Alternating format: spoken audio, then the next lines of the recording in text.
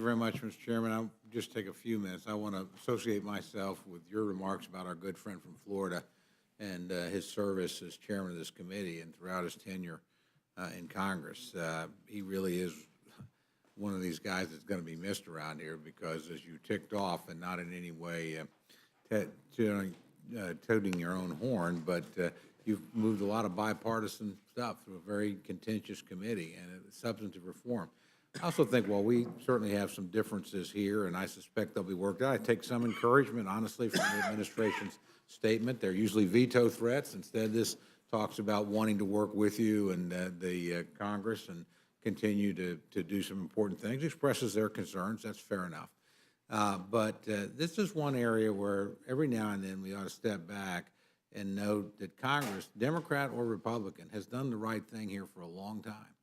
You know, when President Bush was president, we increased veterans funding by about 100% in 8 years. And we're on track to do basically the same thing under President Obama. And we've done that with Democratic Congresses and with Republican Congresses. I was disappointed recently. I happened to catch the Secretary on the Diane Rehm show when he talked about Congress not doing anything. Frankly, that's just a misstatement of the fact.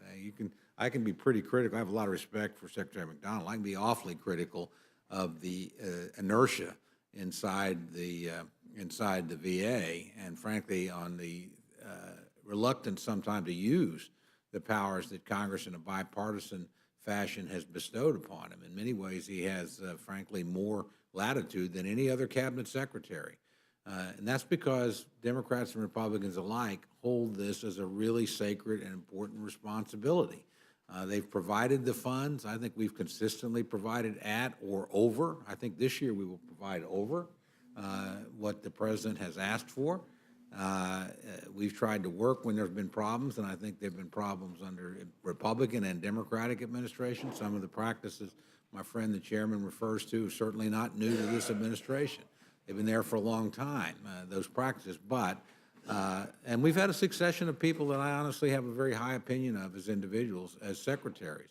But this has been an agency that has been extraordinarily difficult to get to use the resources, which are abundant, to wisely and well. I mean, the United States of America, and this is something we should be proud of, not critical, spends more money on veterans than every other country in the world combined. Not any other country, every other country.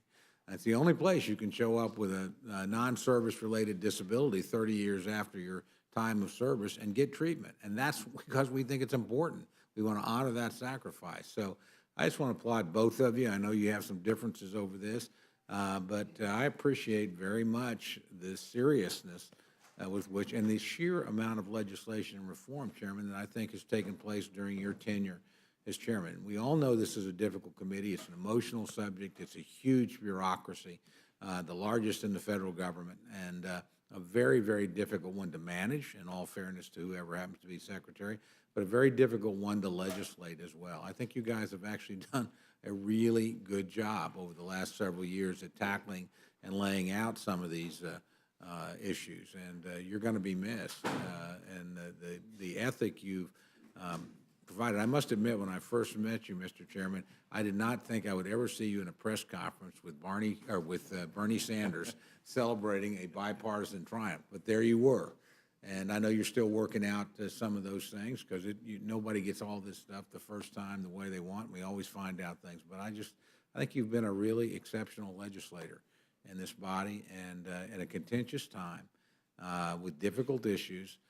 You've brought us together around something that both parties and members of both parties think is important, and that's maintaining the trust and the faith and the commitment to our veterans, particularly when we've asked them to do so much over the last 15 years. I'm just proud of your response. I'm proud of your committee's response and your leadership of that committee. And frankly, I'm proud, even though we sometimes disagree with our Democratic friends, I think it's been genuinely a bipartisan effort and to try and get to the right place on these things, both in the funding and in the management of the money and the faithful execution of the job. So, you know, in a spirited election year, and I know you guys will continue to work through this, and we'll see what happens on the legislation with the amendments. But every now and then you ought to pat yourselves on the back, because Congress and your committee has worked the way Congress is supposed to work, and you've even managed to do it with the other body and pass really significant legislation. Your committee has not just moved pieces through that we know aren't going to happen. You've moved legislation through that did happen and has made. I have a very veterans-heavy district. My dad was career service, spent the last 12 years of his life in veterans facilities with Alzheimer's. I have a brother who was a disabled Vietnam-era vet, not from the conflict, but from a flight line accident. They've both gotten great care, and they got it in part because of the diligence of your committee and, frankly, your devotion to your job. So I just want to thank you very much. And with that, I yield back. Gentleman yields back. Gentleman from Massachusetts.